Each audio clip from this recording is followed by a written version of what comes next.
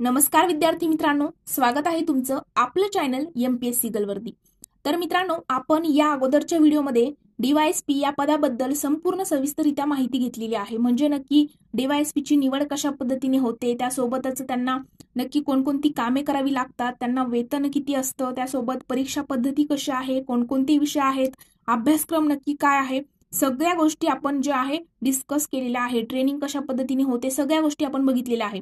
जर तुम्हाला व्हिडिओ तुम्ही बघितलेला नसेल तर मित्रांनो, डीवायएसपीचा व्हिडिओ जो आहे याच व्हिडिओच्या डिस्क्रिप्शन बॉक्समध्ये जर तुम्ही गेलात तर त्या डिस्क्रिप्शन बॉक्समध्ये मी लिंक टाकलेली आहे। तर डीवायएसपी बद्दलची संपूर्ण सविस्तररित्या माहिती तुम्हाला त्या ठिकाणी मिळणार आहे। पण मित्रांनो, भरपूर जणांना डीवायएसपी जे डेप्युटी सुप्रिटेंडंट ऑफ पोलीस, ज्यालाच आपण मराठीमध्ये पोलीस उपअधीक्षक असे म्हणतो, या पदाच्या शारीरिक चाचणी आणि वयोमर्यादाबद्दल भरपूर विद्यार्थ्यांना डाऊट होते। माझ्या कमेंट सेक्शनमध्ये मी बघितलं तर 4-5 कमेंट अशा मला दिसल्या की डीवायएसपी ची शारीरिक पात्रता आणि वयोमर्यादाबद्दल आम्हाला माहिती हवी आहे।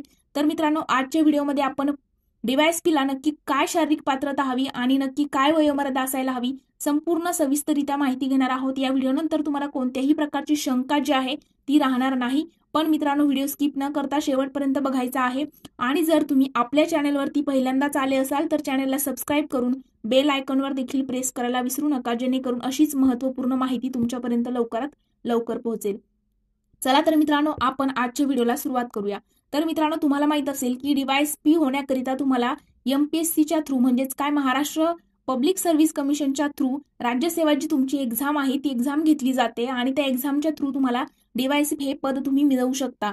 मग पद मिळवण्याकरिता बघा, तुम्हाला पूर्व परीक्षा आणि मुख्य परीक्षा हे 2 टप्पे आहेत। पूर्व परीक्षा आणि मुख्य परीक्षा क्रॅक केल्यानंतर तुम्हाला त्या ठिकाणी इंटरव्ह्यू द्यावा लागतो आणि मग तुमचं सिलेक्शन जे आहे डीवायएसपी पदी होतं। तुमचं त्या ठिकाणी ग्राउंड वगैरे मैदानी चाचणी घेतली जात नाही, मात्र तुमच्याकडे शारीरिक अर्हता जी आहे त्यांनी सांगितलेली ती असणं गरजेचं आहे। कारण की तुम्हाला मुलाखत वगैरे झाल्यानंतर मित्रांनो तुमची ट्रेनिंग घेतली जाते नंतर, तर त्या ट्रेनिंगमध्ये तुमची हाईट वगैरे सगळ्या गोष्टी बघितल्या जातात। तर बघा मित्रांनो, मग शारीरिक पात्रता काय असायला हवी, तर पुरुष उमेदवार जे आहेत तर त्यांना उंची जी आहे 165 सेंटीमीटर तुमची उंची ही डीवायएसपी पदाकरिता असणं गरजेचं आहे।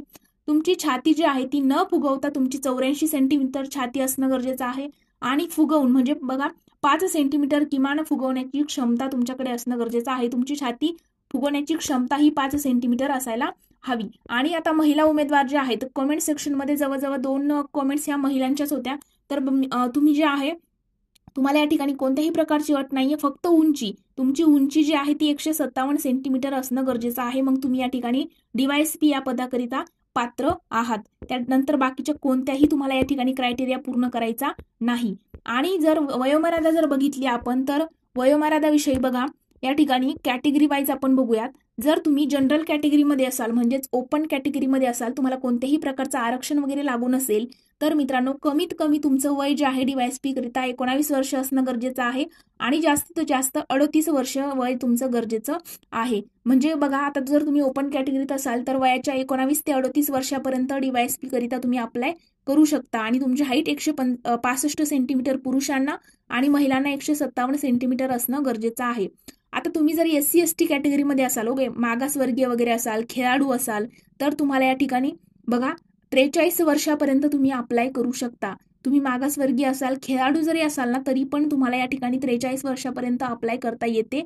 आणि जर तुम्ही ओबीसी कॅटेगरीमध्ये येत असाल तर तुम्हाला वयाच्या 19 वर्षापासून तर 43 वर्षापर्यंत अप्लाय तुम्ही करू शकता। आणि जे दिव्यांग उमेदवार आहेत म्हणजे जे हँडिकॅप स्टुडंट आहेत, जे अपंग आहेत, ते या ठिकाणी अपात्र असणार आहे। या ठिकाणी लक्षात घ्यायचं आहे, कारण की बघा प्रशासनामध्ये तुम्हाला पोलीस फोर्समध्ये जर जायचं म्हटलं तर तुम्हाला अपंग जे आहेत ते या ठिकाणी पात्र नाहीत।